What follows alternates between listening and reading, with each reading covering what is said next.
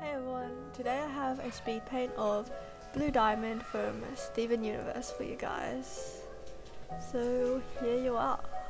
And the first thing I've got to say is, oh my god, those recent episodes of Steven Universe have been so, I don't know, they're just getting so dramatic.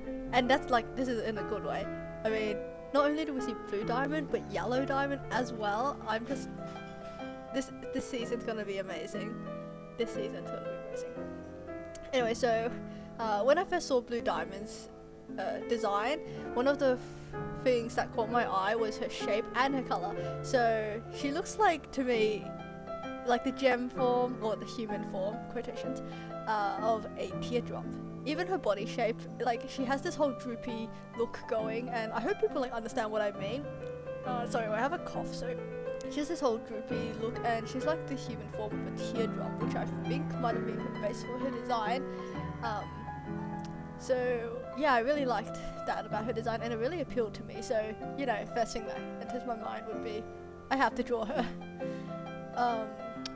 Okay, so onto the actual picture. You'll notice at the start I started with Paint Tool Sai, and then slowly moved on to Photoshop to actually do the rendering. So at the start, I did all my sketches and basic flat color and shading in Paint Tool Sai, and then I moved over to Photoshop where I did all this rendering, and that's just personal preference. If you prefer to use different ways, then go ahead. But for me, this was a really different way of me drawing, since normally I'm either all exclusively Paint Tool Sai or Photoshop.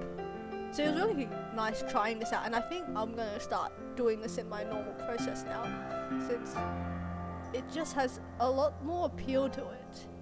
With Paint Tool Sai, I feel like there's a really clean look, and that's not necessarily a bad thing, but in terms of what I want to create as a picture, I prefer this more textured look.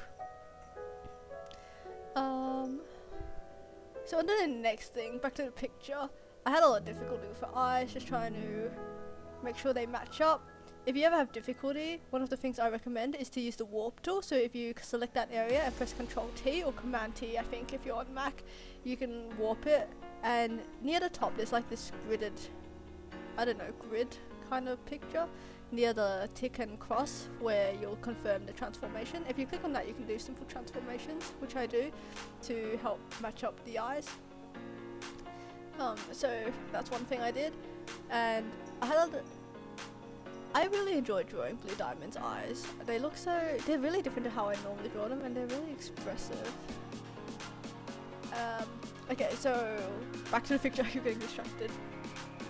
Here I'm drawing the rose quartz bubble, and at first I was going to draw her holding the physical bubble, but then I realized, you know, she never really actually picks up the bubble, and on another level, it's not something she can hold.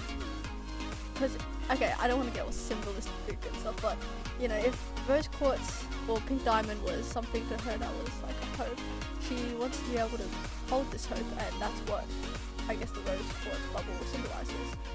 Her leftover memories for her old sister. And so here she's just trying to hold it. And on another level, her hands are open, not closed, like you're holding something, to show vulnerability, since she's, I guess, mentally weak at this stage, so her hands are open. One thing I really wanted to capture in this picture was her looking sad, yet I guess a little bit hopeful, and to show that I used a lot of wrinkles, well not that many, but particularly in her eyebrows, to show that, you know, when you're sad, it's not just all smooth face and everything, but you know, when you're crying, there's lots of wrinkles on your face, so I added those in. And if you'll notice, under her eye there's also another wrinkle. That's on purpose. So yeah, so I tried to show that he's sad. So on this stage I lost around 3 hours of footage, really sadly, and oh my god, it shatters my heart. Shatters, get it? Anyway, so here I just went through all my different layers, since I'm a layer hoarder.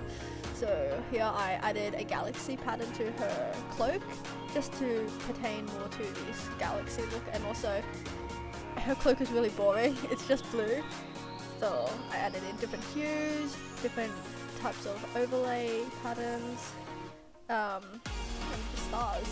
Next I added in like shadow and her tears, what is Blue Diamond without her tears in the more recent episodes anyways.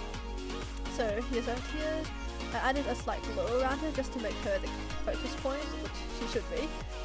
And here I'm creating the rose quartz bubble now, so I can do a brief walkthrough over it. So first I added the basic circle. You can just use the circle tool in Photoshop and then use an eraser to softly erase it. Afterwards just add in different hues using overlay or even just a normal airbrush, and then add in the highlights. Here afterwards I did the background.